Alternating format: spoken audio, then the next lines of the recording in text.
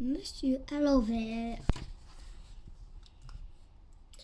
Monsieur à l'envers était un drôle de petit bonhomme. Avec lui, tout était sens dessus, dessous, sens devant, derrière et à l'envers. Extraordinaire. Extraordinaire. Regarde sa maison, le bas de la porte et en haut. Les rideaux sont accrochés au bas des fenêtres et la cheminée, elle est posée à l'envers. Très extraordinaire, n'est-ce pas?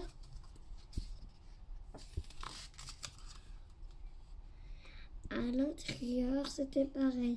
Jette un coup d'œil sur l'horloge qui est posée sur la cheminée de Monsieur à l'envers.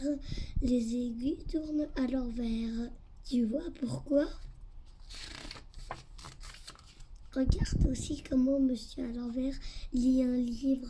Non seulement il le tient à l'envers, mais encore il a commencé par la dernière page. Regarde encore où Monsieur à l'envers colle les timbres sur ses enveloppes. Tu as déjà vu cela? Cette histoire raconte ce qui s'est passé quand Monsieur à l'envers est venu visiter la ville.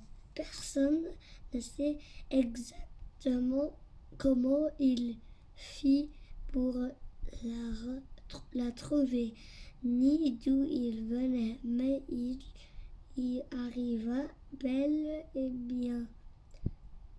Quelqu'un l'a vu descendre du train. Étant ce qu'il est, Monsieur à l'envers,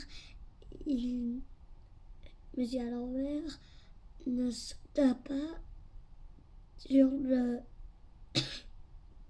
quai, mais tomba sur les rails, ce qui n'a rien de vraiment surprenant, n'est-ce pas? Surprenant, n'est-ce pas?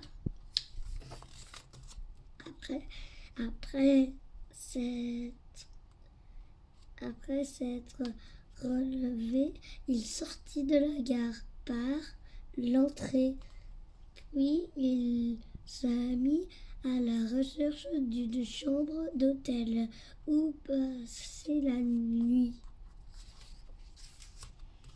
Le directeur de l'hôtel se retient de rire en voyant Monsieur à l'envers avec son chapeau posé à l'envers sur sa tête et sa petite valise qui ne tenait pas par la poignée. « Bonjour, monsieur, lui dit-il.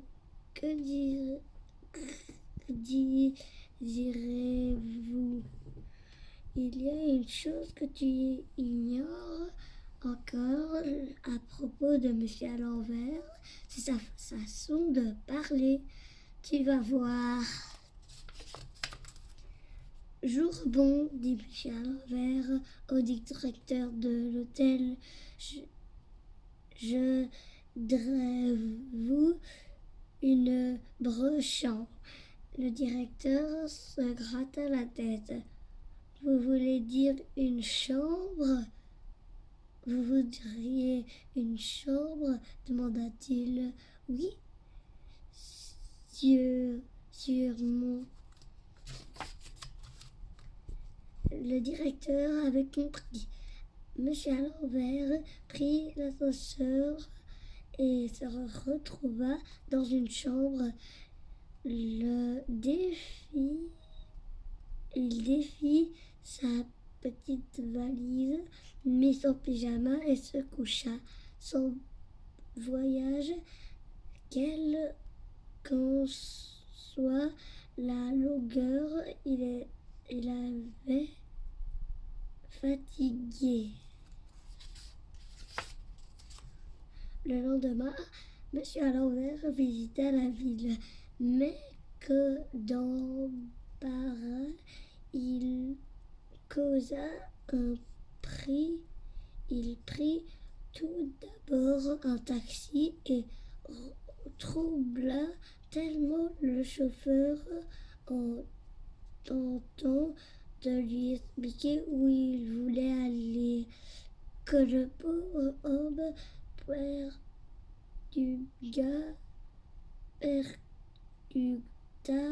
un feu rouge.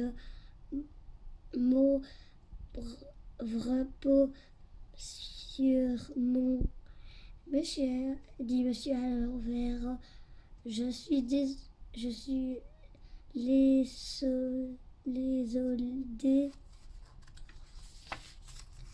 Puis il rentra dans un grand magasin du centre-ville. Il monta à l'étage et s'arrêta devant un rayon. Je voudrais une dropée de 7 chauds, dit-il à la vendeuse.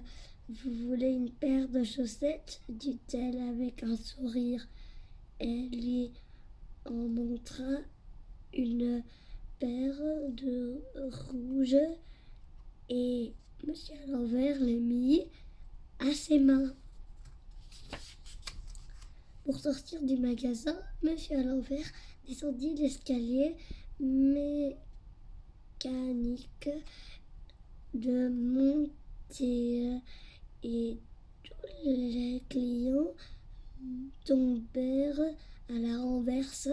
Quelle chute de jambes par-dessus tête. Ce jour-là, monsieur à l'envers fit toutes sortes de choses à l'envers. Il traversa à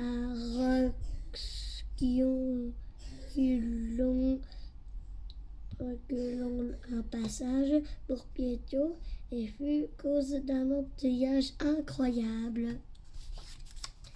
Il alla chez un libraire et mit tous les livres à l'envers sur les étagères, ce qui gêna beaucoup de clients.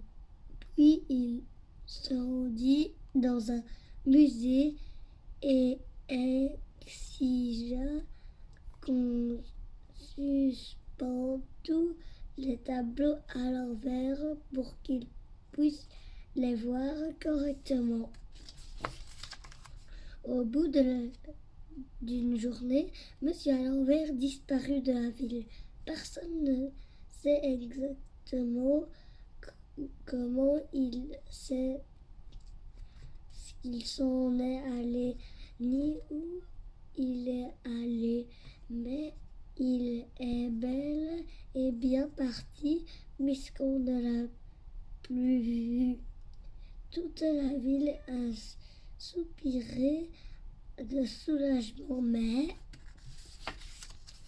plus rien n'était comme avant, et même si c'est le monde à l'envers, les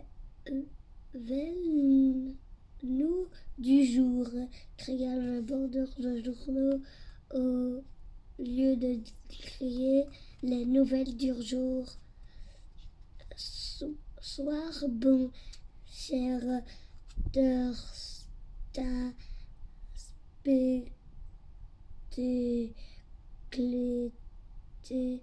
dit le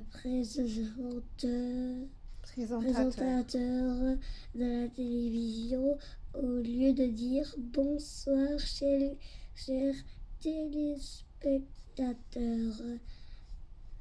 Tout le monde parlait à l'envers comme monsieur à l'envers et comme toi si tu veux bien essayer.